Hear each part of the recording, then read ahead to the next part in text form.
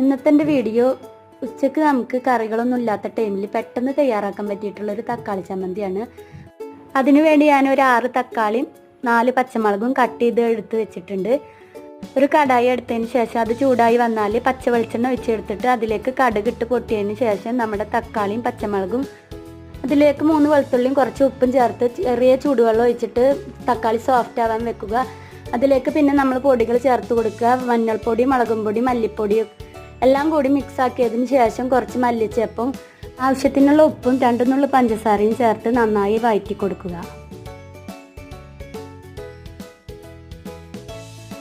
തക്കാളിയൊക്കെ നന്നായി ഉടഞ്ഞതിന് ശേഷം വറ്റി വരുമ്പോൾ നമുക്ക് ഇതിലേക്ക് പച്ച വെളിച്ചെണ്ണ ഒഴിച്ചിട്ട് നമുക്കിത് മിക്സ് ചെയ്തിട്ട് സെർവ് ചെയ്യാം. ഉച്ചക്ക് കറിയൊന്നും ഇല്ലാത്ത ടൈമിൽ ഒരു 5 മിനിറ്റ് പോലും വേണ്ട നമുക്ക് ഈ തക്കാളി ചമ്മന്തി ഉണ്ടാക്കാൻ. അപ്പോൾ എല്ലാവരും ഉണ്ടാക്കി നോക്കണേ. ഫുൾ വീഡിയോ കാണാൻ ചാനലിൽ കയറി നോക്കുക.